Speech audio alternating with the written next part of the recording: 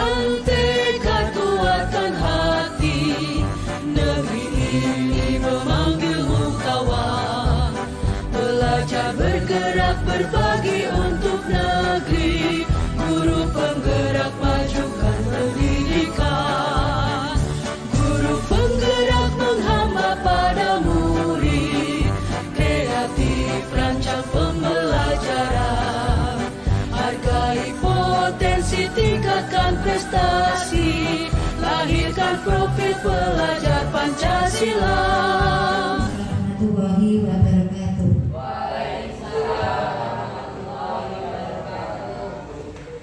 Yang terhormat Ibu Ningtyati SPD selaku Ibu Kepala Sekolah SD Negeri Patumanas, yang terhormat Bapak Ibu serta tenaga pendidikan SD Negeri Patumanas. Marilah kita panjatkan puji syukur kehadirat Allah Subhanahu wa Ta'ala dan sholawat serta salam yang kita nantikan syaratnya di yaumil qiyamah. Amin. Alhamdulillah kita dapat berkumpul dalam acara diseminasi pemahaman dan penerapan budaya positif. Adapun acara yang pertama, satu pembukaan, kedua sambutan kepala sekolah, dan yang ketiga sambutan oleh Pak Tri, dilanjutkan penerapan diseminasi budaya positif, dan acara yang terakhir yaitu penutup. Untuk menyingkat waktu, marilah kita buka acara kali ini dengan bacaan basmalah bersama-sama. Bismillahirrahmanirrahim. Acara selanjutnya yaitu sambutan dari Ibu Kepala Sekolah SDN Negeri Patumanas. Kepada Bu Ningtyati SPD kami persilakan.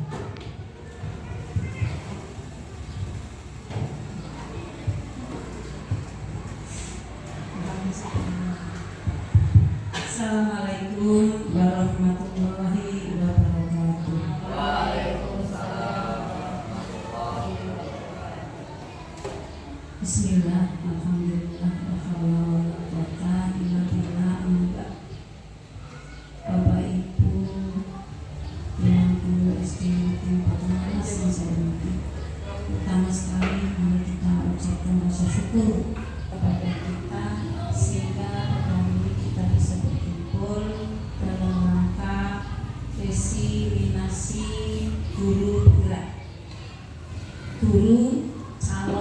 calon guru penggerak, yaitu Bapak Tri Herianto SPD, tanpa ada hal yang menyimpang. Tak lupa sholawat berbingkai salam kita sampaikan pada junjungan Nabi besar Muhammad Sallallahu Alaihi Wasallam yang telah yang kita nantikan sahabatnya nanti di yaumil qiyamah. Amin. Amin. Bapak Ibu yang mulia saya hormati, kita kayaknya sudah dua kali ini calon guru penggerak mengadakan diseminasi. Dulu ketika CGP tahap 7, Bu Herlinda dan Pak Ila juga ada ya, Pak Ila ya? Ada.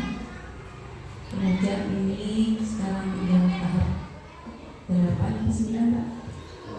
Tahap 8 yaitu Pak Herlinda juga mengadakan diseminasi. Kami sendiri ini bingung diseminasi itu apa. Diseminasi itu adalah proses penyebar luasan inovasi, bukan informasi tapi inovasi yang direncanakan, diarahkan, dan dikelola. Jadi tidak hanya direncanakan kok, tapi bagaimana pengarahannya, kemudian pengelolaannya bagaimana, itu adalah diseminasi. Lah apa sih tujuannya? Tujuan diadakan diseminasi ini adalah menyebarkan hasil inovasi, ide, gagasan, penelitian, termasuk kepada warga umum atau masyarakat umum, baik itu warga sekolah, warga masyarakat sekitar, dan lebih luas lagi. Itu tujuan Pak Tri, diseminasi tentang apa yang Pak Tri menyampaikan bahwa diseminasi kali ini adalah tentang budaya positif. Dengan kata positif itu kita bisa artikan berarti sesuatu yang menyebabkan kita lebih baik lagi.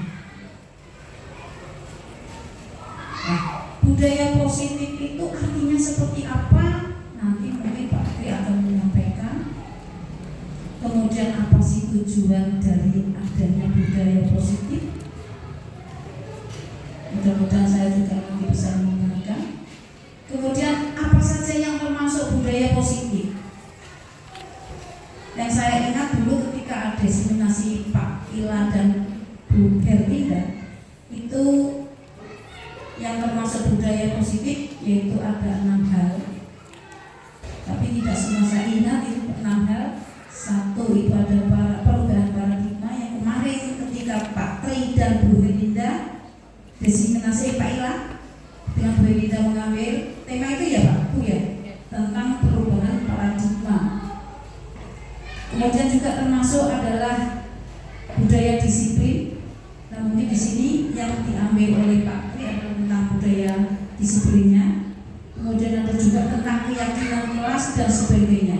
Itu saya ingat itu baru 3. Yang 3 itu yang mulai sudah masuk budaya positif.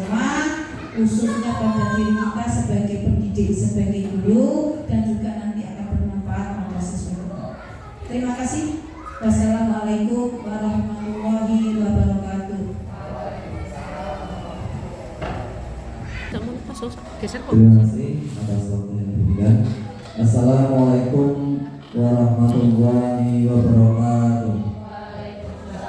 Kursi ini kantong. Alhamdulillahirabbil alamin. Wa nasta'in ala umuri dunya wa din. Wassalatu wassalamu ala asyrofil anbiya'i wal mursalin wa maulana Muhammadin la haula wala quwwata illa billahi aliyil azim. Yang kami hormati Ibu Neng Budiati SPSD selaku Kepala Sekolah SD Negeri Pagunungan Mas Kecamatan Karangdadak Kabupaten Pekalongan. Yang kami hormati Bapak Ibu Guru serta tenaga pendidikan SD Negeri Pagunungan Mas Kecamatan Karangdadak Kabupaten Pekalongan.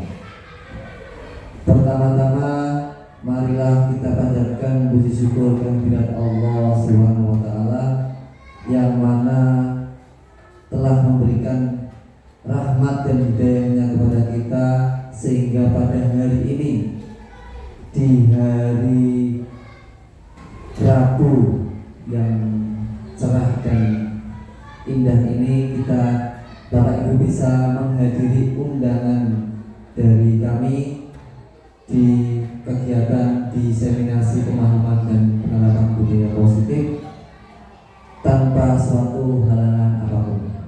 Salawat serta salam marilah kita aturkan kepada junjungan Nabi Agung Nabi Muhammad Sallallahu Alaihi Wasallam yang insyaallah kita akan mendapatkan syafaatnya baik di dunia maupun di akhirat. Amin Allahumma amin.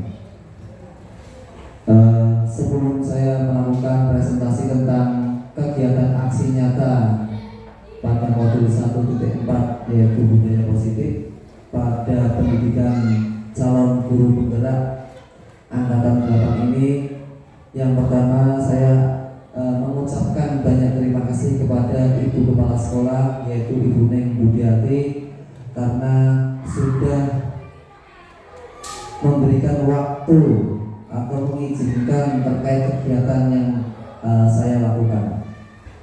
Selain itu juga dukungan secara moral dan lainnya, yaitu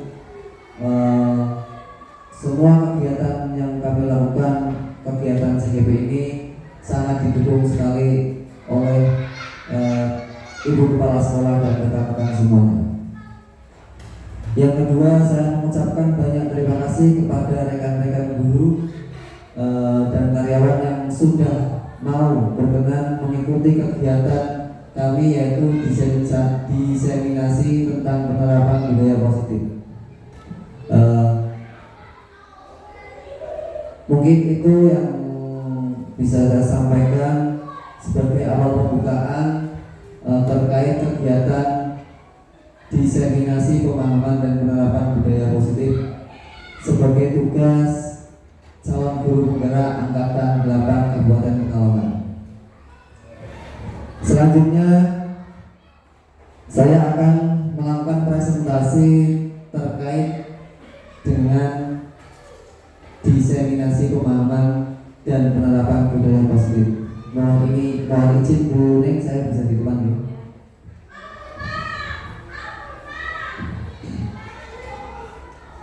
Ya, ada 7 hal yang akan kami sampaikan di sini, yaitu yang pertama tentang perubahan paradigma belajar. Yang pertama itu. Yang kedua yaitu tentang disiplin positif. Yang ketiga tentang motivasi perilaku manusia. Yang keempat tentang kebutuhan dasar manusia apa saja. Nanti kebutuhan dasar manusia ini orang mau belas dan lainnya ya. Nanti saya akan menyampaikan tentang itu. Yang kelima, posisi kontrol restitusi. Ini posisi kontrol kita sebagai guru. Dan yang keenam tentang keyakinan kelas. Dan yang ketujuh segitiga restitusi. Dan ini sangat menarik, semuanya mungkin menarik dan sangat bagus sekali karena setelah saya mempelajari tentang modul 1.4 tentang budaya positif ini, banyak sekali ilmu yang saya ambil dan semoga bisa nanti kita terapkan di SD Negeri Paragunan Mas, sehingga nantinya kita bisa membawa SD kita menjadi lebih baik dan baik. Ini terlihat sangat tegang sekali Bapak Ibu, tidak rileks. Bila rileks kita kasih jempol dulu, gimana? Jempolnya ya, jempolnya nanti ikuti saya.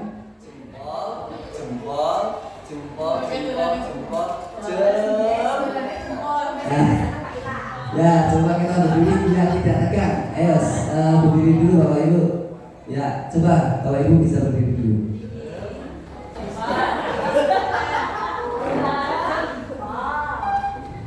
Siap, nanti kalau saya bilang kasih jempol, jempol. Nah, ulangi yang semangat ya. Kasih jempol.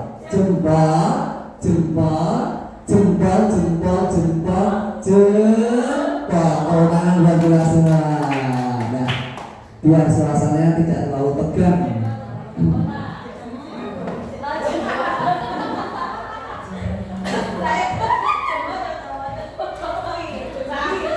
Ya, kita memasuki materi yang pertama tentang perubahan paradigma belajar. Perubahan paradigma belajar di sini bahwa pembelajaran dengan paradigma baru dirancang berdasarkan prinsip pembelajaran yang berdiferensi sehingga setiap siswa belajar sesuai dengan kebutuhan dari tahap perkembangan untuk mewujudkan profil pelajar Pancasila. Nah, untuk perubahan paradigma belajar ini saya ingin menyampaikan bahwa tujuan pendidikan menurut Ki Hajar Dewantara yaitu menuntut kodrat anak untuk mencapai keselamatan dan kebahagiaan setinggi-tingginya. Di sini kita sebagai guru diharapkan bisa menuntun anak-anak kita sehingga mereka bisa mencapai kebahagiaan dan keselamatan setinggi-tingginya. Yang perlu digarisbawahi bahwa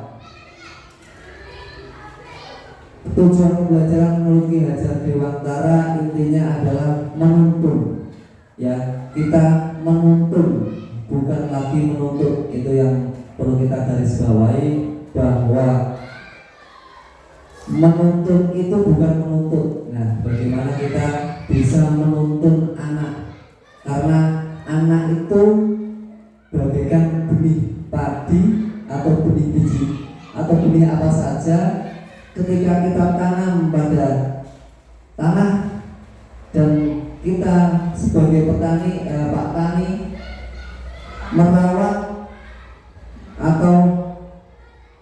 merawat dengan kasih sayang, pasti akan membuahkan hasil yang bagus. Ya, benih dari benih apapun ya, ini kalau kita rawat nanti akan menghasilkan sesuatu yang luar biasa. Nah, di sini Bapak Ibu guru bisa merubah paradigma belajar kita sebagai tenaga pendidik, sehingga kita bisa menuntun anak kita, anak didik kita mencapai keselamatan dan kebahagiaan setinggi-tingginya. Ya, di sini sesuai untuk mewujudkan profil pelajar Pancasila. Di antaranya apa saja? Ada 6 profil pelajar Pancasila. 1, beriman dan bertakwa. Yang kedua,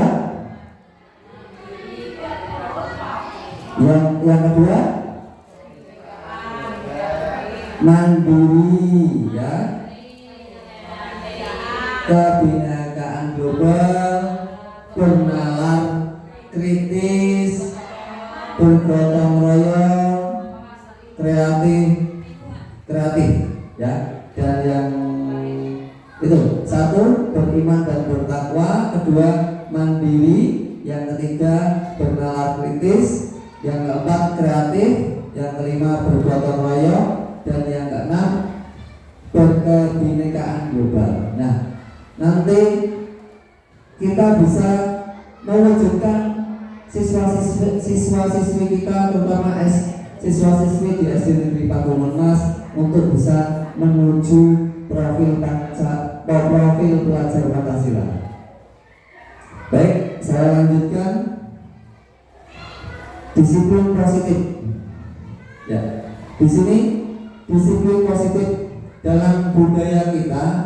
Makna kata disiplin dimaknai menjadi sesuatu yang dilakukan seseorang pada orang lain untuk mendapatkan kepatuhan. Kita cenderung menghubungkan kata disiplin dengan ketidaknyamanan. Jujur saja ini Bapak Ibu guru, dengan kata kedisiplinan atau disiplin, memang betul atau tidak kita merasakan sering ketidaknyamanan kita. Ya. Kalau sudah membudaya tidak begitu ya.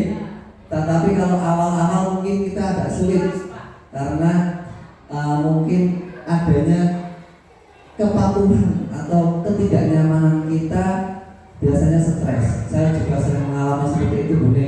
Ya, untuk bisa disiplin, benar-benar disiplin itu memang benar-benar harus mau keluar dari zona nyaman. Yang terpenting ini, kita harus mau keluar dari zona nyaman. Apalagi kita sebagai tenaga pendidik yang tidak luput, kita juga punya keluarga. Kita harus benar-benar bisa menjadi disiplin ini.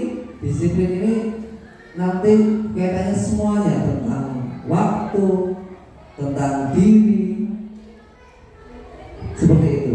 Ya, makanya di sini tentang disiplin ini memang hubungannya dengan ketidaknyamanan. Saya lanjutkan. Sebagai pendidik, tujuan kita adalah menciptakan anak-anak yang memiliki disiplin diri, sehingga mereka bisa berperilaku dengan mengacu pada nilai-nilai kebajikan. Dengan mengacu pada nilai-nilai kebajikan universal dan memiliki motivasi intrinsik bukan ekstrinsik. Nah, di sini kita sebagai tenaga pendidik, Bapak Ibu, bagaimana kita bisa menciptakan disiplin diri pada anak kita atau siswa-siswi kita. Akan tetapi disiplin itu kita terapkan kepada anak biar tumbuh dari dalam diri anak tersebut, bukan dari luarnya atau ekstrinsik. Nah, ini menjadi tugas yang tidak gampang buat kita sebagai tenaga pendidik karena harus memiliki konsekuensi serta disiplin diri dulu dari kita sebagai tenaga pendidik. Di sini kita bisa menilai mengacu pada nilai-nilai kebajikan universal yang ada di sekolahan kita. Ya, nantinya kita bisa memotivasi anak kita. Mungkin anak-anak yang motivasinya itu masih ekstrinsik bisa nanti masuk ke intrinsiknya dari dalam diri. Selanjutnya, disiplin positif merupakan salah satu cara penerapan disiplin yang menumbuhkan kesadaran serta memberdayakan anak untuk melakukan sesuatu tanpa sogokan, ancaman maupun hukuman. Nah, Bapak Ibu Guru, disiplin positif ini berarti cenderung ke motivasi intrinsik atau ekstrinsik kira-kira? Intrinsik ya. Coba, disiplin positif ini masuk ke motivasi intrinsik atau motivasi ekstrinsik? Dari intrinsik ya, dari dalam diri.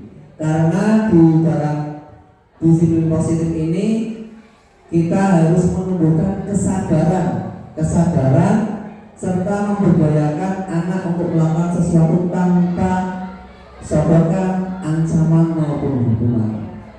Nah, ini yang perlu kita garis bawahi ya. Berarti untuk bisa menerapkan disiplin positif, maka kita harus bisa memotivasi anak biar motivasi anak untuk melakukan kedisiplinan itu berasal dari dalam diri, yaitu motivasi intrinsik bukan ekstrinsik. Seperti itu. Paham ya Bapak Ibu kira-kira ya? Oke, saya lanjutkan. Nah, motivasi perilaku manusia. Motivasi merupakan dorongan yang timbul pada diri seseorang secara sadar atau tidak sadar untuk melakukan suatu tindakan dengan tujuan tertentu. Nah, ini motivasi. Mungkin Bapak Ibu sudah paham ya. Biasanya ini kalau di berita-berita itu, motivasinya apa ya? Matanya itu motifnya apa sih? Motivasinya apa? Ya, ini motivasi itu merupakan dorongan yang timbul pada diri seseorang secara sadar atau tidak sadar untuk melakukan sesuatu tindakan dengan tujuan tertentu. Nah, di sini yang pertama, menghindari ketidaknyamanan dan hukuman. Untuk menerapkan disiplin, ada yang menghindari ketidaknyamanan dan hukuman. Ini murid melakukan disiplin diri karena ia takut dihukum. Ya, nah, coba kita merefleksi diri kita, Bapak Ibu, merefleksi diri kita, apakah anak-anak siswa-siswi kita saat ini melakukan disiplin itu karena takut dihukum? Coba kita renungkan sendiri, apakah murid atau siswa kita melakukan disiplin diri itu masih karena takut dihukum atau takut mendapatkan hukuman dari kita? Nah, kalau masih takut berarti motivasi itu masih motivasi ekstrinsik karena ada hukumannya. Anak-anak belum dari kesadaran diri masing-masing. Selanjutnya, dari orang lain. Murid melakukan disiplin diri karena ia ingin mendapatkan imbalan. Ini juga merupakan motivasi ekstrinsik. Nah, coba ini misalnya anak-anak kita ini mereka disiplin itu pengen di alam berburu, masih pengen di alam berburu, atau nanti kalau mereka disiplin kita memberikan hadiah atau penghargaan diri, itu masih ada motivasi ekstrinsiknya. Jadi mereka belum sadar dari dalam diri sendiri. Nah, kira-kira kita merefleksi diri, kita sebagai guru, apakah kita masih seperti itu? Dan yang diharapkan yaitu menghargai nilai-nilai kebajikan diri sendiri. Ini motivasi perilaku manusia yang diharapkan itu menghargai nilai-nilai kebajikan diri sendiri, yaitu murid melakukan disiplin diri karena sadar akan nilai kebajikan dirinya. Kebajikan dirinya merupakan motivasi intrinsik, sehingga yang diharapkan ini anak-anak melakukan disiplin diri karena ada dorongan dari dalam diri mereka untuk menjadi disiplin, bukan lagi karena adanya penghargaan dari orang lain. Misalnya kita sebagai guru ngalem atau memuji, atau mereka menghindari ketidaknyamanan karena dihukum seperti itu. Nah, mari kita bersama-sama mencoba bagaimana menerapkan disiplin, terutama melalui motivasi intrinsik anak atau motivasi dalam diri anak, seperti itu. Saya lanjutkan. Nanti kalau ada pertanyaan bisa sambil tanya Bapak Ibu ya. Konsep disiplin dengan identitas gagal. Tadi ini dengan identitas gagal yaitu adanya hukuman dan penghargaan. Kenapa kami bilang konsep disiplin dengan identitas gagal? Karena di sini konsep disiplinnya masih motivasinya dari ekstrinsik, ada pengaruh dari luarnya, yaitu pengaruhnya mungkin anak itu disiplin karena takut dihukum, atau anak itu disiplin karena ingin dipuji atau ada penghargaan yang lain. Nah, dari dihukum ini kita dari konsep disiplin dengan identitas gagal, hukuman ini coba nomor 1, hukuman itu cenderung menyakitkan. Oke, hukuman itu cenderung menyakitkan. Yang kedua, hukuman itu membuat tidak nyaman, jelas. Gimana Bapak Ibu? Kira-kira seperti itu ya, tidak nyaman. Yang ketiga, disiplin dengan adanya takut dihukum itu membuat murid takut. Nah, ini kalau seandainya murid sampai takut bisa mengganggu emosional anak, yang bisa menyebabkan pembelajarannya nanti tidak maksimal. Dan disiplin dengan hukuman itu memaksa, ya, cenderung memaksa, karena harus seperti ini, harus seperti ini, harus seperti itu. Yang diharapkan tidak seperti itu. Dan yang dengan hukuman ini, yang kelima, murid menyembunyikan kesalahannya. Biasanya murid tidak mau bilang jujur seperti apa. Seperti itu. Yang keenam, murid menjadi rendah diri. Mereka justru tidak pede, malah mereka justru minderan, seperti itu. Nah, konsep disiplin dengan identitas gagal ini coba lihat di sini. Yang pertama, dengan penghargaan itu tidak efektif. Kenapa tidak efektif? Ini saya contohkan. Ketika ada anak yang nanti misalnya juara 1, kita kasih anak yang juara 1 kita kasih hadiah, juara 2, 3 itu juga hadiah. Harusnya seperti itu. Terus selanjutnya yang bawahnya juga butuh penghargaan. Makanya tidak efektif. Kalau nanti tidak dihargai lagi, mereka tidak semangat lagi, tidak termotivasi lagi. Nah, yang kedua, merusak hubungan sifat iri. Ini dengan penghargaan. Atau misalnya duit, misalnya kalau muridnya ini seperti Mbak Ani ini yang selalu rapi, ini di alam-alam seperti itu, justru kadang membuat iri dari anak yang lain. Guru itu hanya sayangnya sama dia. Nah, ini kita harus bisa sikap sama rasa sama rata ya. Yang ketiga, mematikan kreativitas. Dan yang keempat, menghukum dengan sistem ranking.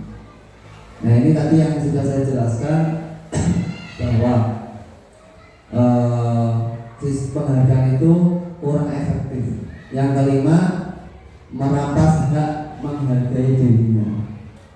Oke, saya lanjutkan konsep disiplin yang sukses. Nah, ini konsep disiplin dengan identitas sukses ada dua, yaitu dengan konsekuensi dan restitusi. Dengan konsekuensi yaitu dengan penguatan jangka pendek. Dua, perlu monitoring berkelanjutan. Yang ketiga, stimulus dan respon. Yang keempat, murid menghormati peraturan. Yang kelima, kehilangan waktu untuk merenungi kesalahan. Selanjutnya, untuk restitusi, murid bertanggung jawab untuk perilakunya, fokus pada pemecahan masalah jangka panjang. Yang ketiga, murid menghormati dirinya dan orang lain. Teori kontrol, dirinya memegang kontrol sendiri. Yang kelima, murid bersemangat memperbaiki kesalahan. Nah, kalau bisa kita bisa menerapkan restitusi ini sangat bagus, karena dalam restitusi kita mengajarkan tanggung jawab anak untuk berperilaku bagus. Selain itu, kita sebagai guru bisa membantu mengarahkan fokus pada pemecahan masalahnya, yaitu untuk jangka panjang. Dan yang ketiga, murid menghormati dirinya dan orang lain. Kita mendidik anak agar mereka bisa menghargai dirinya sendiri dan juga menghargai orang lain. Yang kelima, murid bersemangat untuk memperbaiki kesalahan. Nah, ini yang diharapkan, sehingga anak tidak lagi takut, tidak lagi terus minder atau merasa tidak nyaman seperti itu. Yang diharapkan, mereka bersemangat untuk memperbaiki kesalahan yang sudah dilakukan. Oke, saya lanjutkan. Konsep disiplin, pendekatan restitusi, sebuah cara menanamkan disiplin positif pada murid. Nah, di sini kita lihat, coba Bapak Ibu perhatikan untuk pengertian restitusi. Restitusi itu apa? Coba dibaca bersama-sama. Restitusi itu proses menciptakan kondisi bagi murid untuk memperbaiki kesalahan mereka, sehingga mereka bisa kembali pada kelompok mereka dengan karakter yang lebih kuat. Ini menurut dosen tahun 2004. Ya. Jadi restitusi adalah sebuah proses bagaimana kita menciptakan kondisi anak kita atau murid kita untuk memperbaiki dari kesalahan yang sudah mereka lakukan. Ya, ini yang paling perlu kita garis bawahi, bahwa restitusi adalah proses menciptakan kondisi murid kita yang telah melakukan kesalahan untuk memperbaiki kesalahan mereka, sehingga nanti mereka bisa kembali ke kelompok mereka dengan karakter yang lebih kuat. Nah, di sini perlu kita garis bawahi bahwa restitusi itu ada bagaimana kita menciptakan kondisi yang pertama, terus memperbaiki kesalahan, terus mereka bisa kembali kepada kelompoknya, dan yang paling terpenting mereka kembali dengan karakter yang lebih kuat. Itu. Selanjutnya, ciri-ciri restitusi. Yang pertama, satu, restitusi itu bukan untuk menebus kesalahan. Ini harus digarisbawahi, ya. Beda dengan hukuman. Kalau hukuman itu sebelum untuk menebus kesalahan. Restitusi bukan untuk menebus kesalahan, namun untuk belajar dari kesalahan. Restitusi itu bukan untuk menebus kesalahan, namun untuk belajar dari kesalahan. Yang kedua, restitusi ciri-cirinya memperbaiki hubungan. Misalnya ada siswa A dan siswa B itu bertengkar, bagaimana mereka hubungannya biar bagus kembali. Orang ngasih dendam-dendaman, orang ngasih ada ancaman-ancaman. Dan ciri yang ketiga, restitusi adalah tawaran, bukan paksaan. Kalau hukuman cenderung paksaan tadi ya. Restitusi adalah bentuknya tawaran, bukan paksaan. Yang keempat, restitusi menuntun untuk melihat ke dalam diri dan menerima, mencari kebutuhan dasar yang mendasari tindakan. Oke, saya lanjutkan.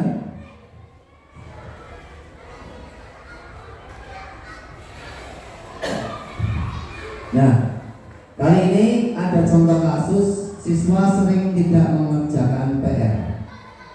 Kita lihat perbedaannya dari hukuman, konstitusi, dan restitusi.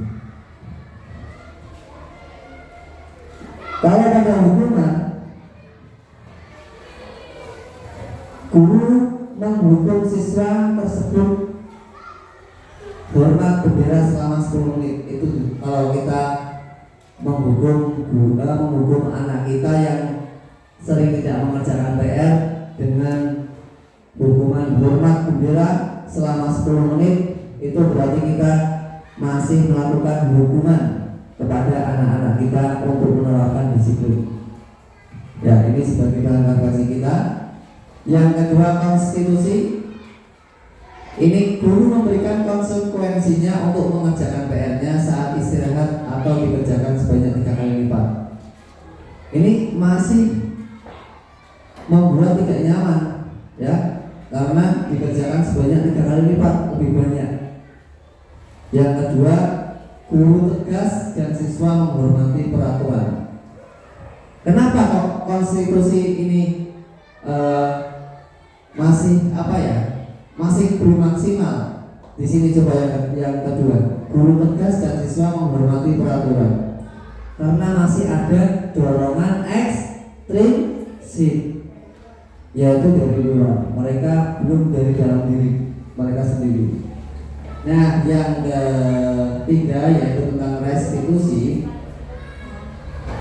Guru menanyakan keyakinan kelasnya atau dirinya dan membantu siswa menyelesaikan masalah. Nanti terus yang kedua, guru terbuka, siswa menghormati dirinya dan orang lain. Nah, ini yang diharapkan. Yang diharapkan yaitu guru terbuka, siswa terbuka, dan saling menghormati dirinya maupun orang lain. Saya lanjutkan. Nah, ini yang paling asik mungkin nanti materi yang paling asik yaitu tentang kebutuhan dasar manusia. Kebutuhan dasar manusia ini ada 5. Yang pertama, bertahan hidup. Kira-kira kalau bertahan hidup itu berkaitannya dengan apa ini Bapak Ibu? Coba pelajari. Kalau kebutuhan bertahan hidup itu kira-kira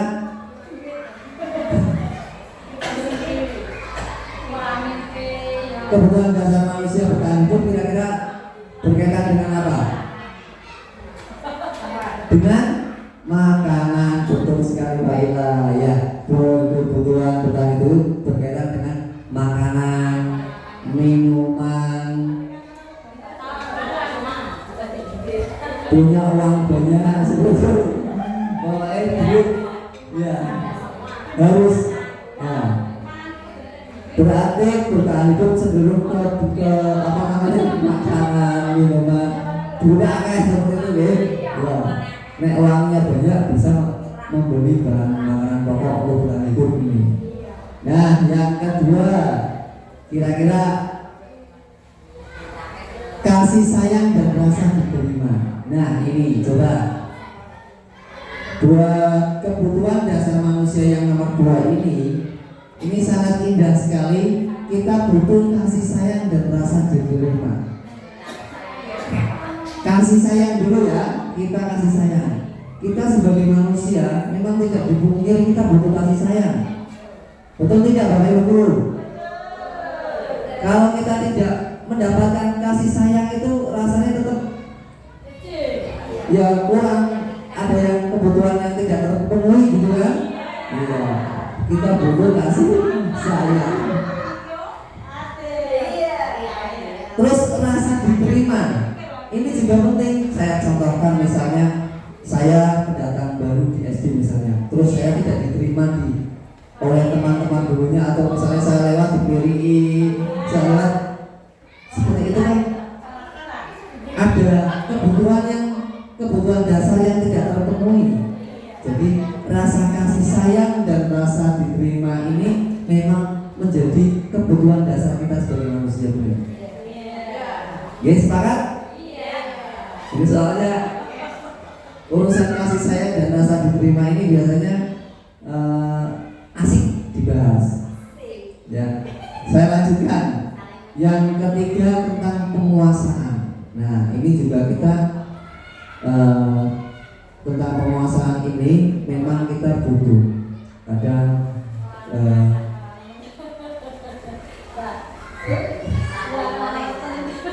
penguasaan ini memang penting. Mungkin ibu kadang ngomongnya tidak butuh, padahal di rumah sangat membutuhkan penguasaan ketika mengondisikan anak-anak itu kan ini termasuk kebutuhan pokok, apalagi kita sebagai guru tenaga pendidik yang penguasaan ini juga sangat penting ya. Bagaimana kita bisa menguasai keadaan. Terus kebutuhan dasar manusia yang keempat yaitu kebebasan. Nah, kebebasan ini katanya berbeda harus dipengkang. Pengkang itu apa? Saya nggak tahu. Oh, harus dipengkang, tak kira dipengkang.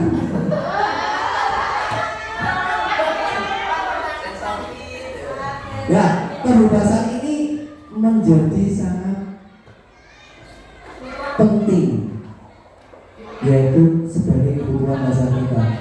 Makanya pada zaman dulu ada yang namanya budak. Budak itu mungkin bertahan hidup punya ya kasih sayangnya ya kurang, mungkin ya kasih sayangnya itu ya, penguasaannya jelas nggak punya, terus kebebasannya jelas tidak punya karena tergantung oleh majikannya. Nah, sekarang sudah ya insya Allah mudah-mudahan sudah tidak ada lagi budak lagi. Mudah-mudahan ya, mudah-mudahan benar-benar kebebasan rasa kebebasan ini bisa dimiliki kita semua. Nah, kebebasan yang seperti apa? Tentunya kebebasan yang positif, bukan untuk misalnya anak muda zaman sekarang. Saya melihat di siaran-siaran televisi itu di Pekalongan ini juga sudah mulai rawan tentang keamanan, terutama anak-anak muda sekarang yang luar biasa karena kebebasannya lewat seperti itu. Dan yang kelima yaitu kesenangan. Nah, ini menjadi kebutuhan dasar yang luar biasa, kesenangan, terutama ibu-ibu ini. Ibu-ibu biasa senangnya shopping, ya ini kesenangannya shopping. Ya shopping atau apa kebutuhan dasarnya. Bagaimana kita sebagai guru juga bisa menerapkan bagaimana anak kita biar senang, ya mereka mengikuti pembelajaran itu senang, bukan karena terpaksa atau yang lain. Nah, bagaimana tugas Bapak Ibu guru dari kebutuhan dasar ini, dari 5 ini kita bisa memberikan kepada murid kita sehingga mereka bisa terpenuhi kebutuhan dasarnya yang alhasil nanti akan memudahkan kita dalam proses pembelajaran sehingga anak bisa mencapai puncaknya seperti itu. Saya lanjutkan 5 posisi kontrol restitusi. Nah, saya tanya dulu, kira-kira satu-satu ya. Perwakilan 5 posisi kontrol restitusi kita sebagai guru. Kira-kira Bapak Ibu sudah melakukan posisi kontrol mana saja? Coba, ya.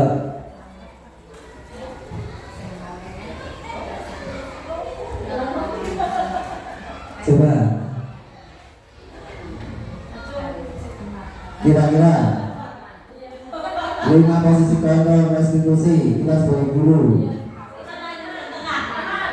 Sebagai teman, Bu Win dan Mas Ina sebagai teman. Bu Dwi membuat merasa bersalah. Ada yang lagi? Pak Ila.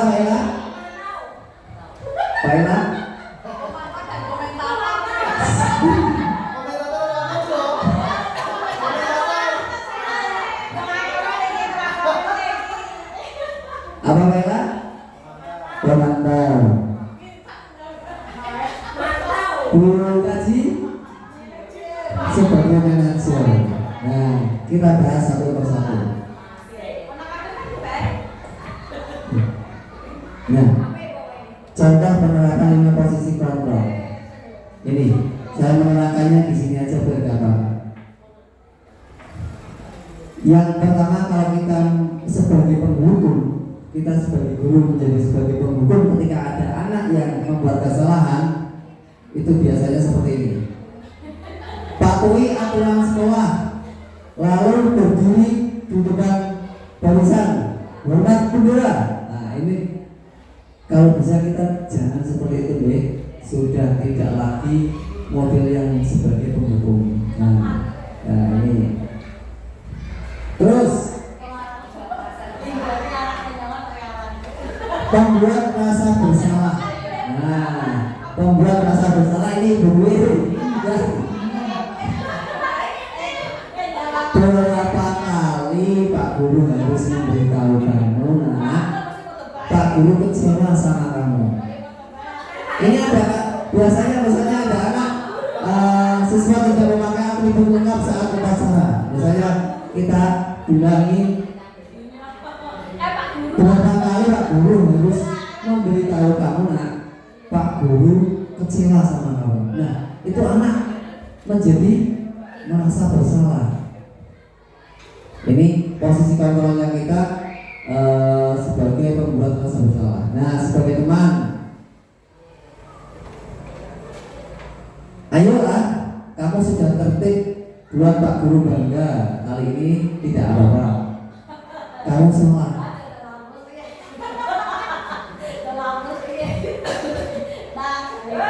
Ini siapa? Buin sama Bu Sita. 5. Posisi kontrolnya sebagai teman itu kira-kira dampak negatifnya ada tidak? Ada. Apa kira-kira? Dampaknya siswanya tidak menghormati kita, ya berarti belum menjadi pilihan utama ya, karena masih ada dampak yang kurang bagus. Terus yang keempat sebagai pemantau. Nah, pemantau itu sebenarnya kita memantau ya, memantau. Kamu melanggar, apa peraturan dan konsekuensinya? Kamu melanggar, apa peraturan dan konsekuensinya? Kita memantau. Ini pemantau ini juga kurang apa ya diharapkan karena belum bisa memberikan solusi. Nah, yang diharapkan kita sebagai guru bisa menerapkan posisi kontrol kita sebagai manajer. Nah, kenapa kita bisa memposisikan diri sebagai manajer? Yang pertama, di sini saya kasih contoh. Apakah kamu tahu kesalahanmu? Kira-kira bagaimana kamu akan memperbaiki kesalahan ini? Nah, di sini kita mengajar memfasilitasi tentang kesalahan anak. Selanjutnya kita menuntun anak kita agar bisa memperbaiki mereka, tidak langsung kalau penghukum langsung hukum. Ini tas ya, katanya Bu Ilma, kalau buat merasa bersalah, 3 salah, buat merasa salah. Nah, itu tidak lagi sebenarnya. Sebagai teman kita ya, akhirnya anak-anak kurang menghargai kita. Nah, oke ya, saya lanjutkan.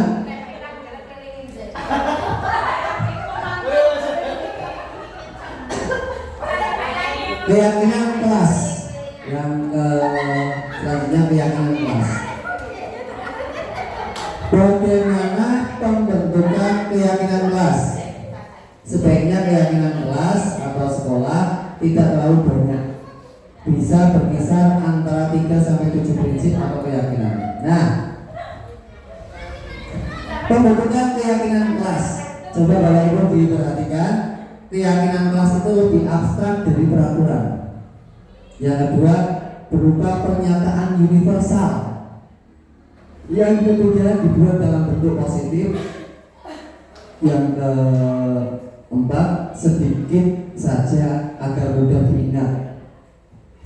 Yang kelima, sesuai dengan kondisi kelas atau sekolah agar mudah diterapkan. Nah, di sini saya memberikan contoh tentang keyakinan kelas. Keyakinan kelas itu contohnya bisa setiap anggota kelas perlu belajar. Misalnya, tuh. Terus 2, setiap anggota kelas perlu semangat. Yang ketiga, setiap anggota kelas perlu melakukan tugas. Setiap anggota kelas perlu saling menghargai. Setiap anggota kelas perlu merasa aman dan nyaman. Kita lihat lagi, keyakinan kelas selalu bersikap positif, senantiasa menjadi diri yang terbaik, percaya dan menghormati orang lain serta barang miliknya. Yang keempat, berkomitmen terhadap setiap tugas. Yang kelima, senantiasa membantu. Nah, di sini saya tanya sama Bapak Ibu guru, kira-kira keyakinan kelas dan peraturan kelas itu sama tidak? Ya, coba ada yang bisa menjawab?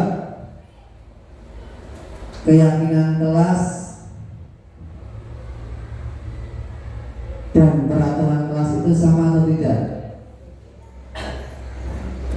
Ya, coba saya minta Bapak Ibu nanti ada yang menjawab. Tak kasih waktu 5 menit sambil saya tak minum.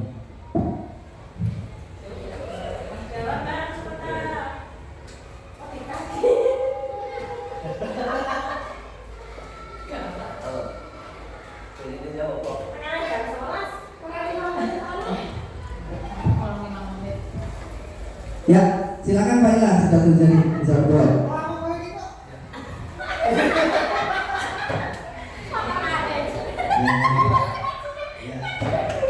Assalamualaikum warahmatullahi wabarakatuh. Bismillah, alhamdulillah, la haula wa la quwwata illa billah. Terima kasih Pak Tri. Saya resmi akan mencoba untuk menjawab apa itu keyakinan kelas. Keyakinan kelas itu adalah kalau satu kata saja yang pas mungkin ikhlas gitu, yaitu sebuah sikap positif yang dihasilkan atau yang ada dalam diri sendiri,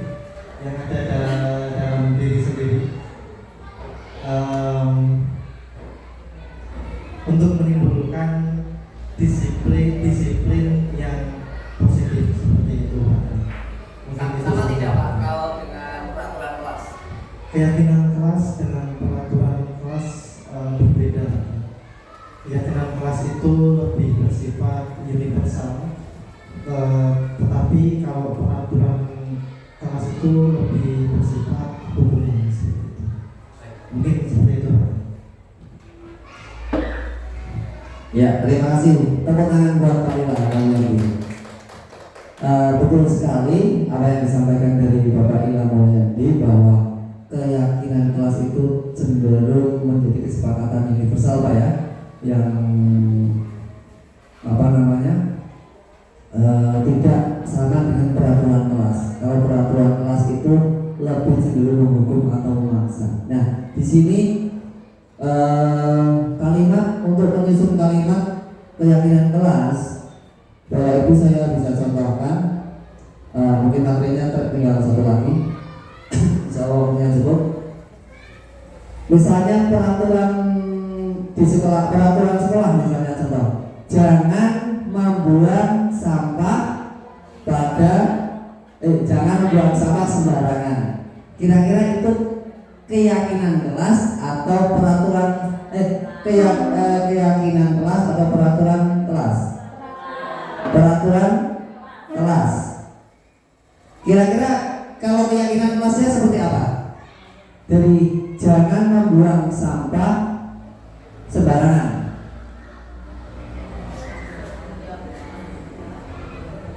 Jadi seperti ini, sebentar, maaf, tapi belum saya jelaskan.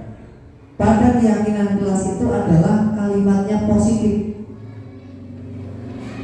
Keyakinan kelas itu kalimatnya positif. Berarti kalau peraturan kelas kan misalnya ada jangan membuang sampah sembarangan. Berarti kalau keyakinan kelas, buanglah sampah pada tempatnya.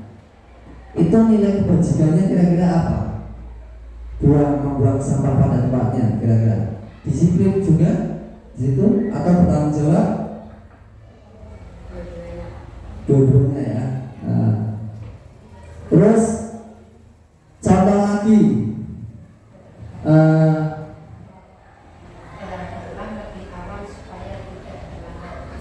berangkatlah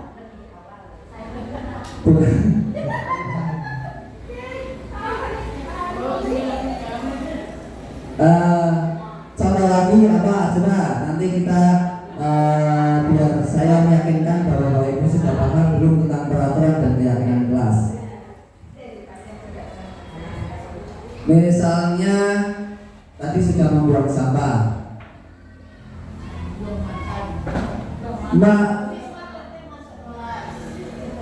siswa tertib masuk kelas, itu keyakinan kelas atau peraturan kelas? Siswa tertib masuk kelas, kira-kira peraturan atau keyakinan? Itu sudah kalimat positif? Sudah ya, berarti itu termasuk keyakinan kelas ya, karena itu sudah.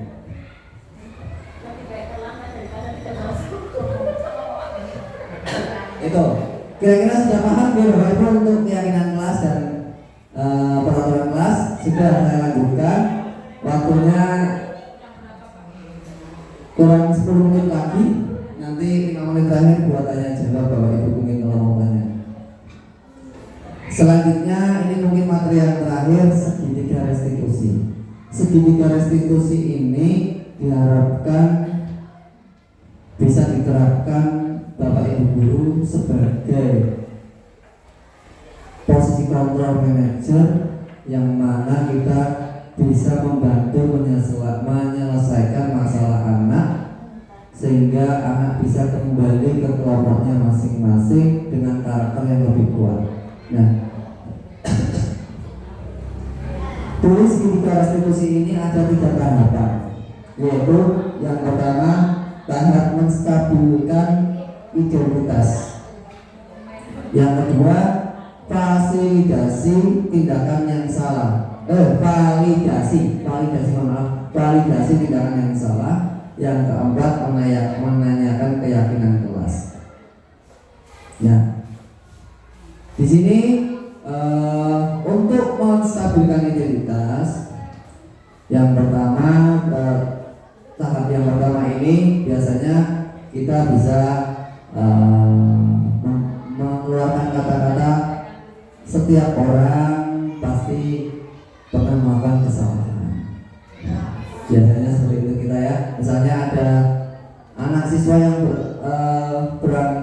berangkat menggunakan sepatu putih misalnya, padahal itu melanggar peraturan sekolah. Kita bisa menanyakan, atau dalam tahap menstabilkan identitas ini kita bisa mendorong dengan bahasa setiap orang pasti pernah melakukan kesalahan. Nah, kamu bukan satu-satunya yang pernah melakukan kesalahan ini. Ini biar stabil dulu, anaknya itu biar stabil. Ya, dilanjutkan dengan validasi tindakan yang salah. Contohnya apa? Misalnya kita menanyakan, kamu tentunya tahu kesalahan, kamu tentunya tahu alasan apa kenapa kamu melakukan kesalahan ini. Misalnya itu kita memvalidasi tindakan yang salah terhadap anak itu. Nah, di situ kita juga bisa menanyakan, adakah cara yang lebih efektif untuk mendapatkan apa saja yang kamu butuhkan.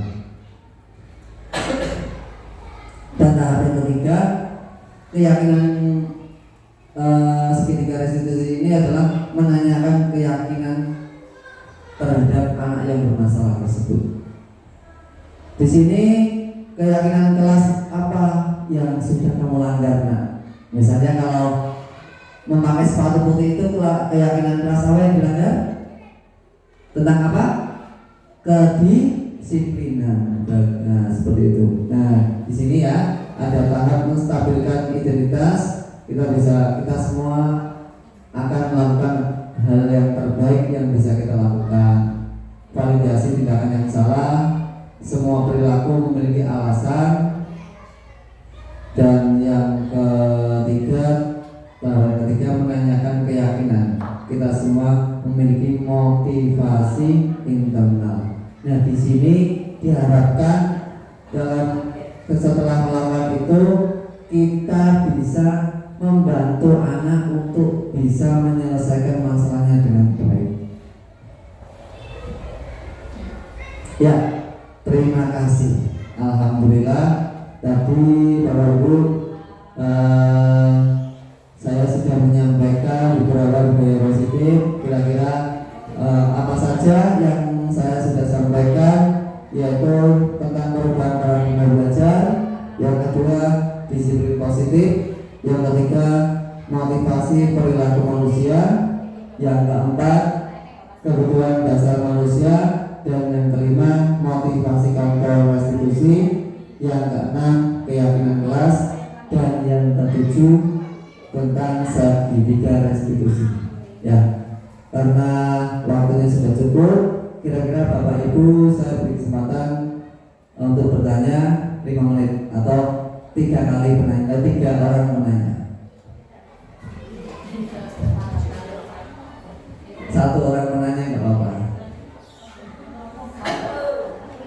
Silakan Bu Linda.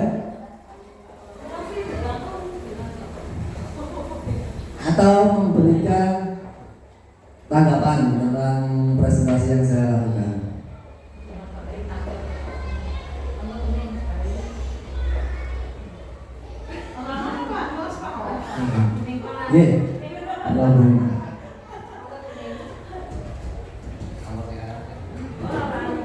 Terima kasih Pak Tri. Kita berbicara tentang disiplin, budaya disiplin atau disiplin positif. Disiplin positif ini diterapkan baik itu di luar sekolah, di luar kelas maupun di dalam kelas. Nah sekarang yang jadi pertanyaan saya gimana Pak Tri? Ini hubungannya dengan disiplin di dalam kelas dalam proses pembelajaran. Ketika guru mengajar kemudian memberi tugas dengan jumlah soal yang sama kepada siswanya, tetapi kemudian ada 3 anak, misalnya ada 3 anak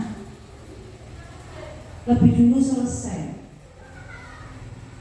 sampai menunggu teman-temannya menyelesaikan tugas.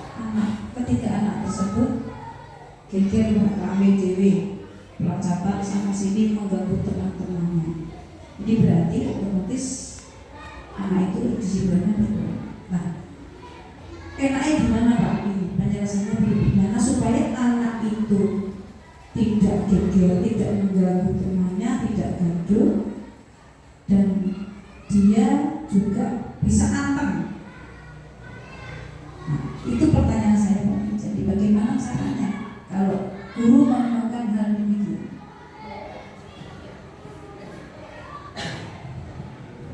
Baik, terima kasih. Tepuk tangan buat Bumi Budiari.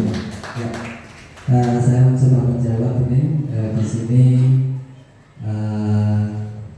ada permasalahan ketika misalnya ada guru yang memberikan tugas kepada anak dengan soal yang sama, tetapi ada 3 anak yang selesai duluan terus mengganggu temannya. Kira-kira bagaimana penyelesaiannya? Nah, di sini karena kami sudah mempelajari tentang konsep segitiga restitusi, ya kita menerapkan segitiga restitusi.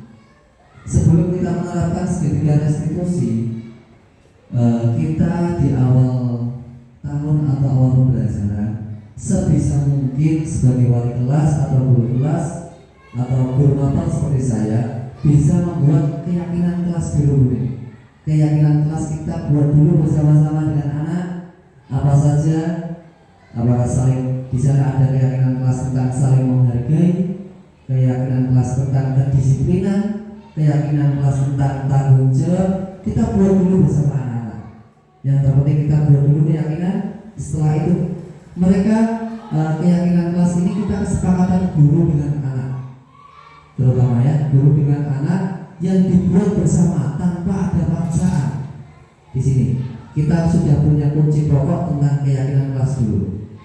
Selanjutnya, ketika ada permasalahan seperti itu dan terjadi gaduh, mungkin kita bisa memanggil anak tersebut dengan menerapkan konsep segitiga restitusi. Yang pertama dengan menstabilkan keadaan. Ya, ini kita melakukan menstabilkan identitas, menstabilkan identitas.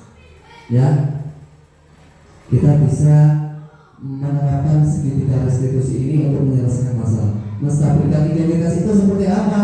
Ya, di sini tadi saya contohkan bahwa kita menanyakan kepada anak yang salah itu, ya, atau memberikan kata-kata tidak hanya mungkin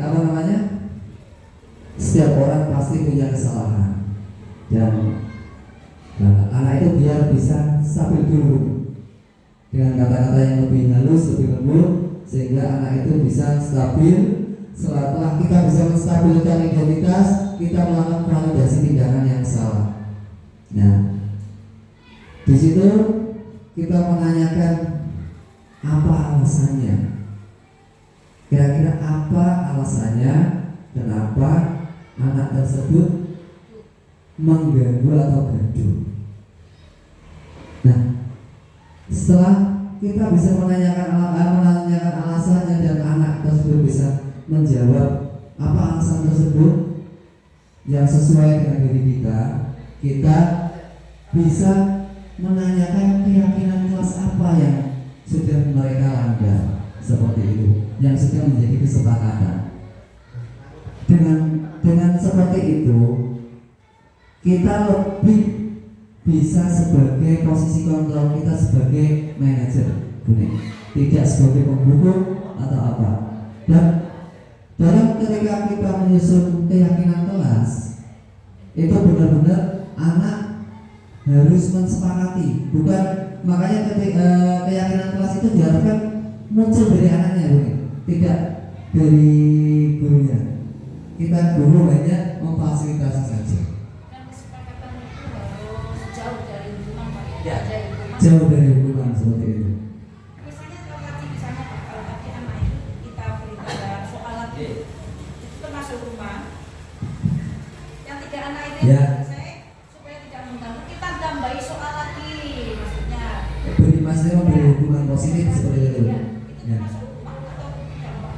Nah, memberikan tambahan soal, ya itu kan termasuk memberikan hukuman positif, ya hukuman positif. Seperti olahraga, ketika anak terlambat saya hukum lari, itu kan hukuman positif kalau guru olahraga.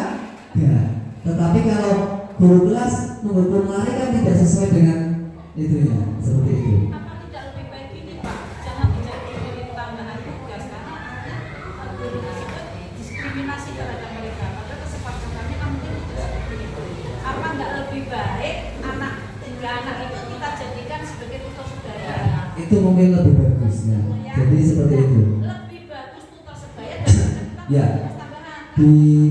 Ya hukuman. Kalau bisa kita bisa memberi tugas tambahan. Kira-kira seperti itu yang bisa saya jawab nih. Ya. Selanjutnya ada pertanyaan. Oke. Ini akhirnya minat bertanya. Silakan. Terima kasih.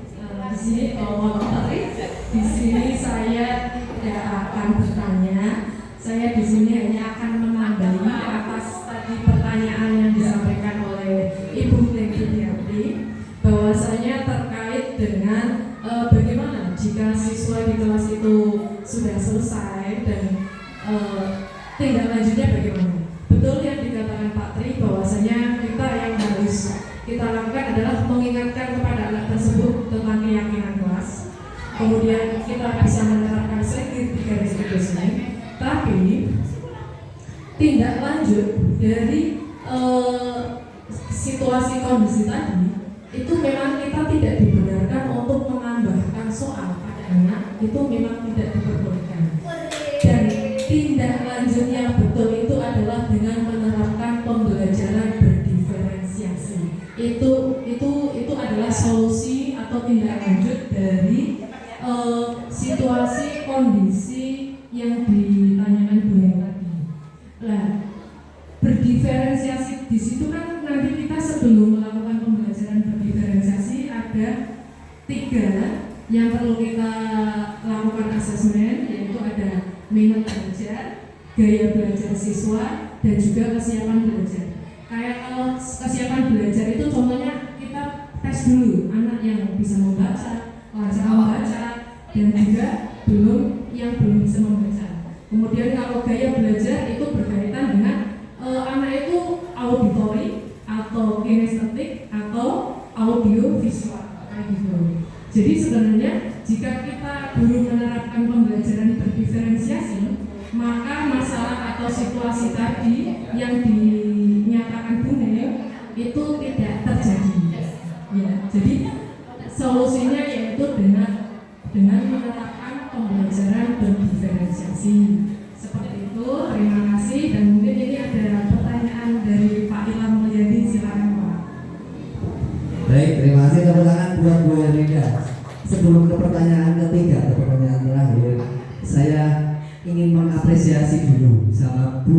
yang sudah menambahkan, yaitu dengan melakukan pembelajaran berdiferensiasi yang seperti itu ya. Tapi tadi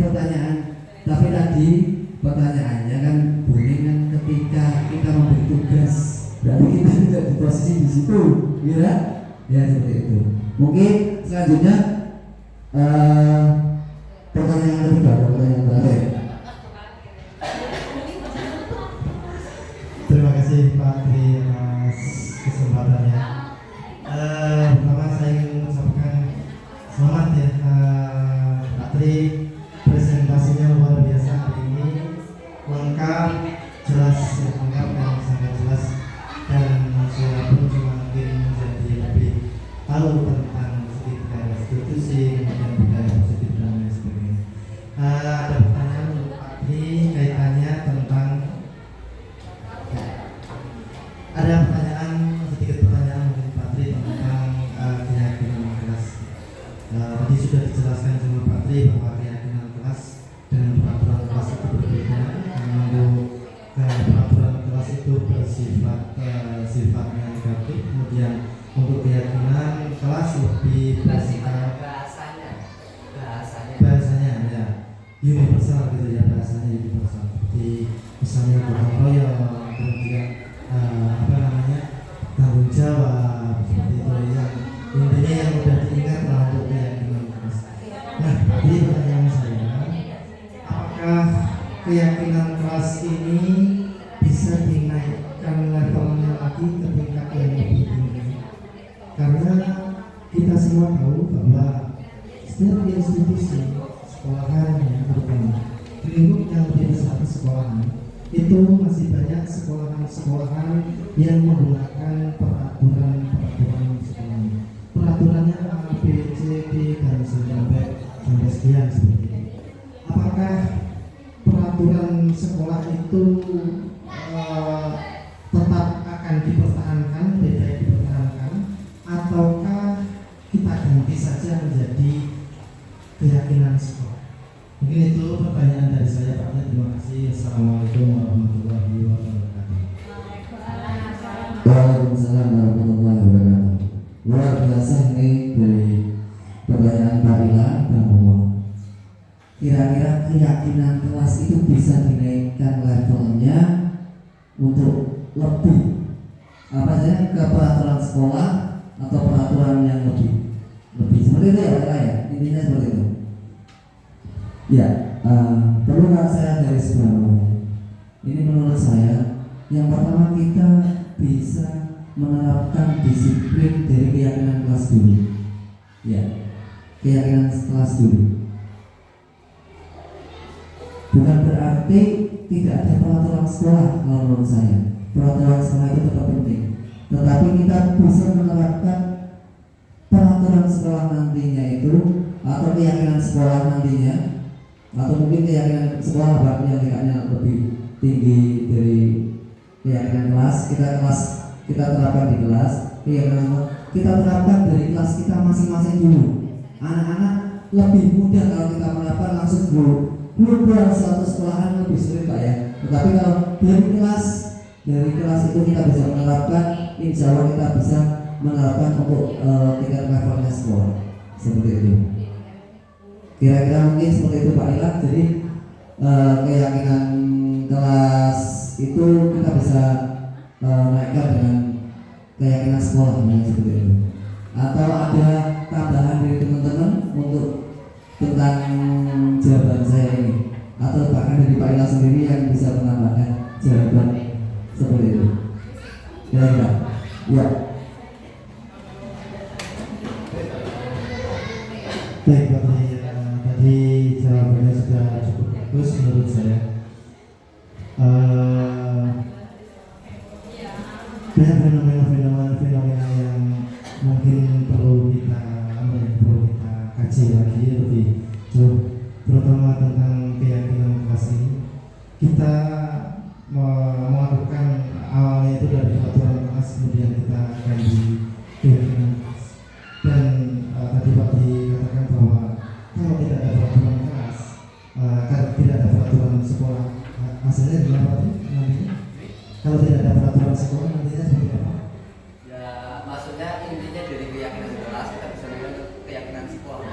seperti itu. Jadi sekolah tetap peraturan sekolah tetap ada, kemudian keyakinan kelas, peraturan kelasnya diganti keyakinan kelas berbeda. Diharapkan menjadi keyakinan sekolah gitu Pak. Sangkar di dalam sangkar gitu ya. Atau kalau menurut saya seperti ini tadi, jika ternyata memang keyakinan kelas itu peraturan kelas itu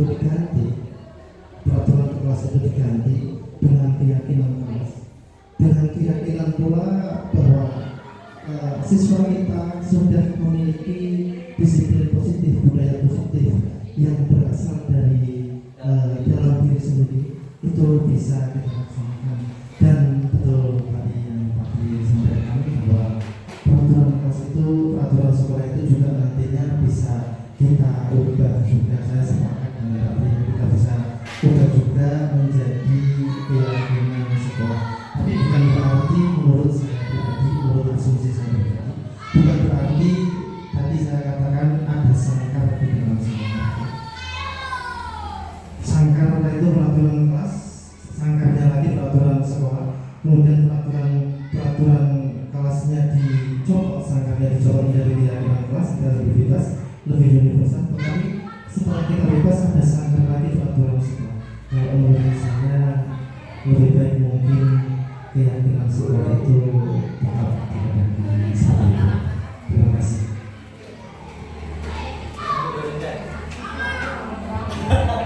Ya, terima kasih banyak orangnya buat Pak Ilham ini. Ya, jadi pada intinya diharapkan dari kelas, keyakinan kelas nantinya bisa menjadi keyakinan sekolah seperti itu. Ya, semoga kita bisa menerapkan budaya positif yang diharapkan sehingga bisa membawa SD kita lebih bagus.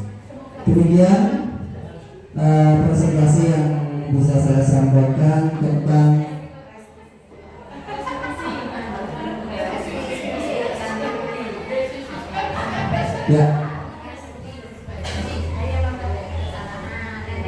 demikian presentasi yang sudah kami sampaikan tentang diseminasi pemahaman dan pengenalan budaya positif sebagai tugas aksi nyata modul 1.4 Salam Guru Penggerak Angkatan 8 Kabupaten Pekalongan.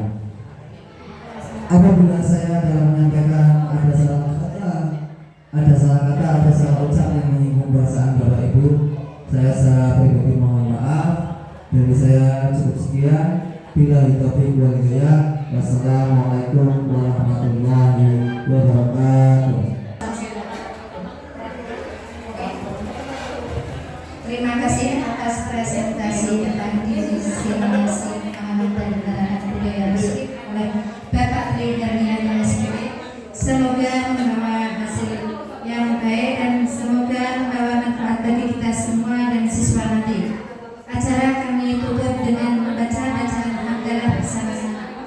Alhamdulillahirabbil alamin. Wabillahi taufiq wal hidayah. Wassalamualaikum warahmatullahi wabarakatuh. Waalaikumsalam. Warahmatullahi wabarakatuh.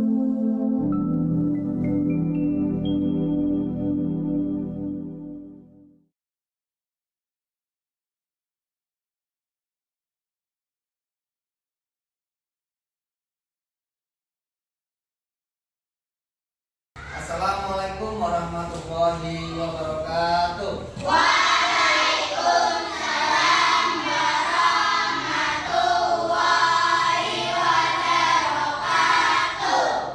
Apa kabar hari ini anak-anak?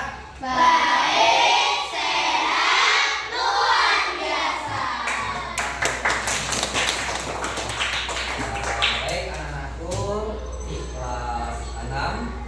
Hari ini Pak Tri akan mengajak kalian untuk membuat keyakinan kelas. Keyakinan kelas yang nantinya menjadi aturan atau kesepakatan kita bersama dalam melaksanakan kegiatan pembelajaran. Apa itu keyakinan kelas? Keyakinan kelas adalah kesepakatan bersama yang di dalamnya adalah nilai-nilai kebajikan secara universal. Nah, nanti Pak Tri mengajak anak-anak semua untuk bisa membantu atau mengeluarkan ide-ide kalian atau gagasan kalian sehingga kita bisa mewujudkan keyakinan kelas kita bersama. Oke, paham anak-anak? Baik, nanti anak-anak bisa menuliskan pada kertas ini ya empat aturan yang ingin kalian sepakati di kelas kalian. Bebas kalian pengen yang mana ya, bisa tulis 4 di sini, nanti tempelkan di depan aturan yang ingin kalian disepakati bersama di kelas ini.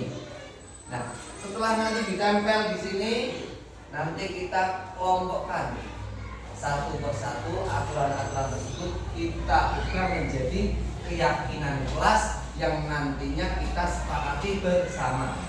Tujuannya adalah tujuan dari keyakinan kelas tersebut untuk bisa disiplin positif terjadi pada kelas kita. Paham ya? Untuk mewujudkan disiplin positif pada kelas kita.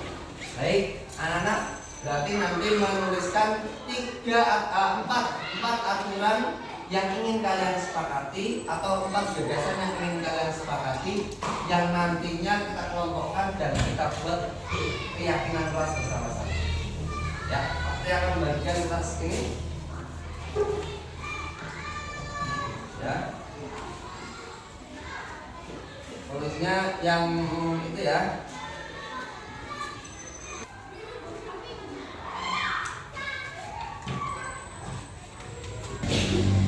Yang sudah silakan, tidak perlu dikasih nama, kalian tuliskan aja gagasan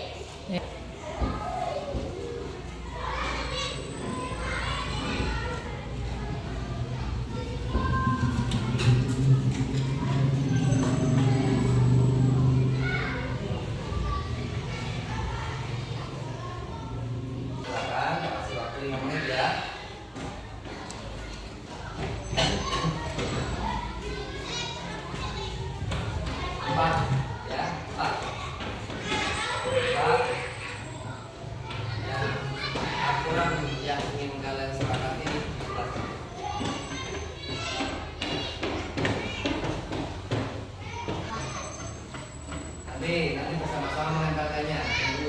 Kurang 3 menit.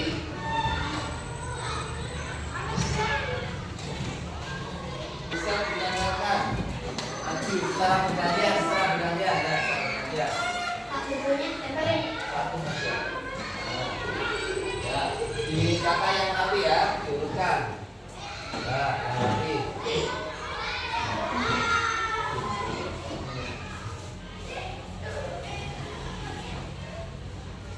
Ayo, yang sudah silakan dibantu ditambahkan.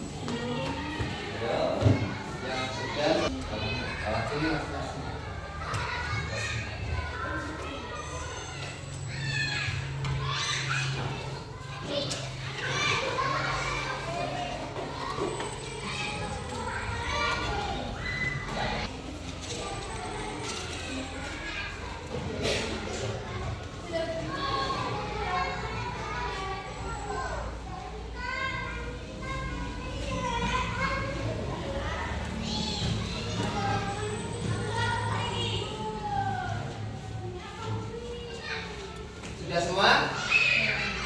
Nah, selanjutnya Pak Tri akan mengelompokkan dan nantinya kita akan buat keyakinan kelas bersama.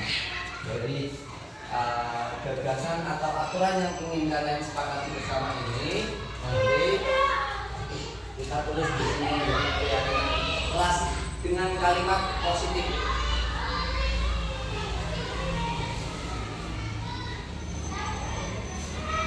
Ya.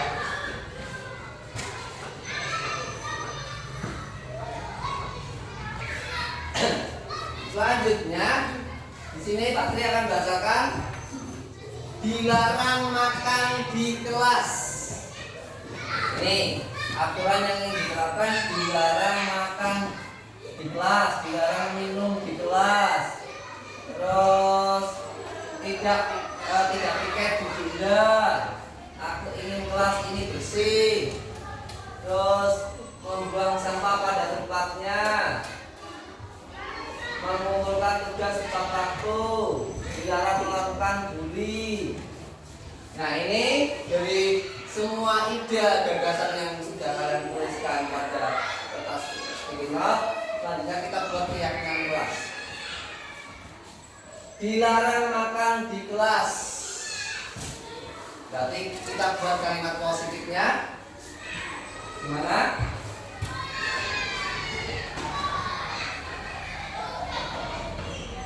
Ini.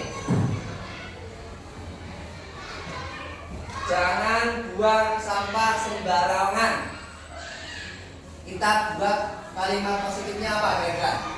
Berarti buanglah. Oke, membuang sampah pada tempatnya ya. Membuang pada tempatnya. Oke, ini sepakat ya? Sepakat kira-kira. Tidak berkata kotor atau jorok. Kalimat positifnya apa? Kira-kira berkata sopan, bertutur kata sopan santun ya.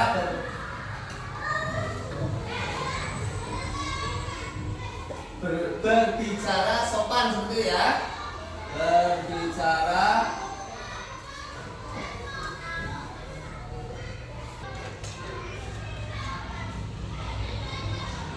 dilarang mengejek teman. Berarti apa? Kira-kira menghargai teman ya. Saling menghargai.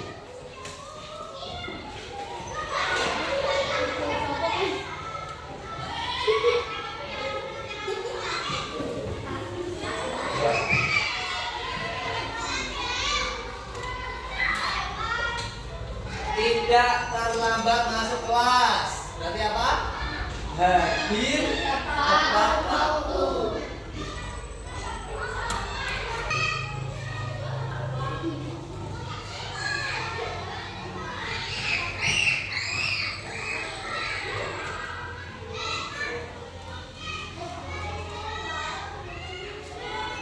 Menghormati guru yang sedang berbicara. Berarti saling saling menghargai sudah ini ya. Tidak boleh membuli teman, berarti masih sama ya. Saling menghargai. Melaksanakan piket sesuai jadwal ya. Berarti melaksanakan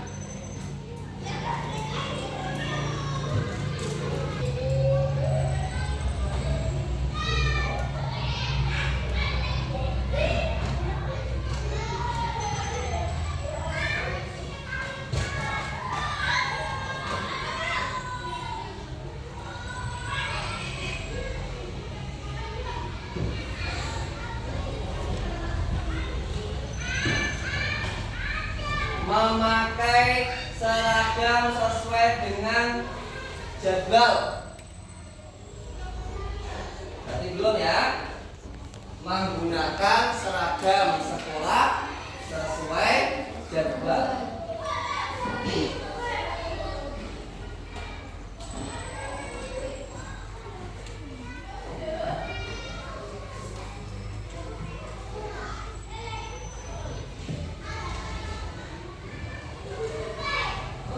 Menggunakan seragam sesuai jadwal.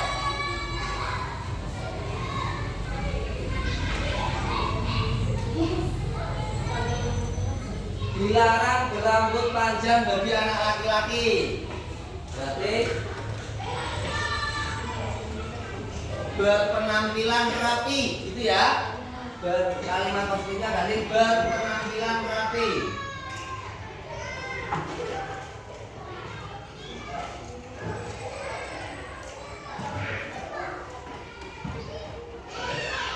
Rapi.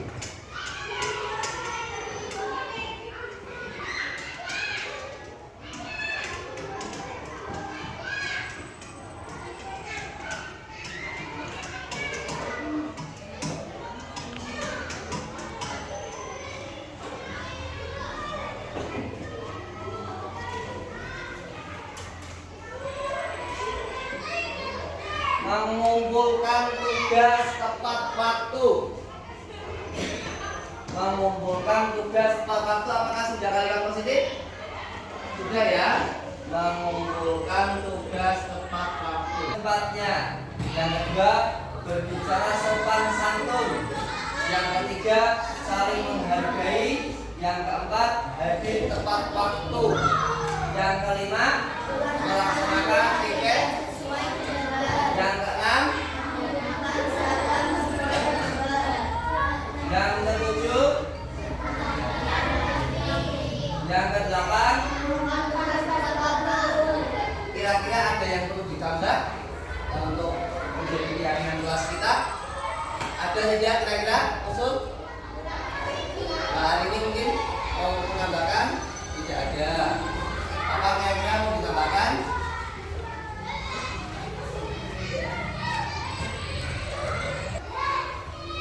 Kira-kira sudah ya, cukup ya. Nah, sekarang dari 8 keyakinan kelas ini yang sudah kita sepakati, Pak Tri ingin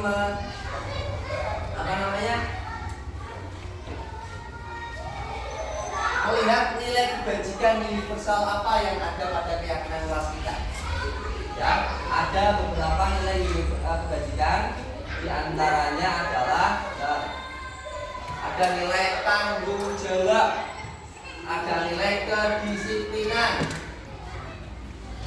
ada nilai kasih sayang, ada nilai saling menghargai, percaya diri, kesabaran, berprinsip, dan keselamatan. Keadilan juga ada. Coba kira-kira nilai membuang sampah pada tempatnya, nilai kebajikannya apa kira-kira? Apakah tanggung jawab, apakah percaya diri, atau disiplin? Kira-kira apa? Tanggung jawab ya. Tanggung jawab. Ya, nilai kebajikannya berarti ya. Terus berbicara sopan santun apa? Betul, saling menghargai. Berarti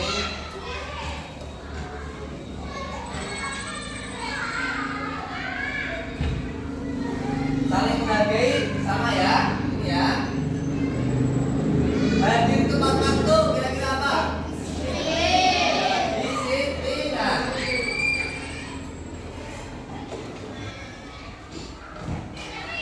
Nomor 5, melaksanakan tiket sesuai jadwal. Tanggung jawab. Nah, menggunakan seragam sesuai jadwal. Disiplin ya.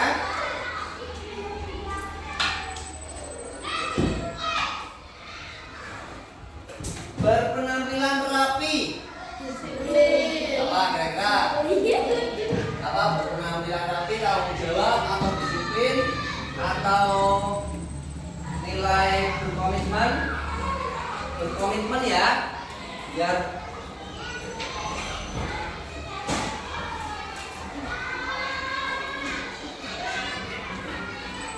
mengumpulkan tugas tepat waktu.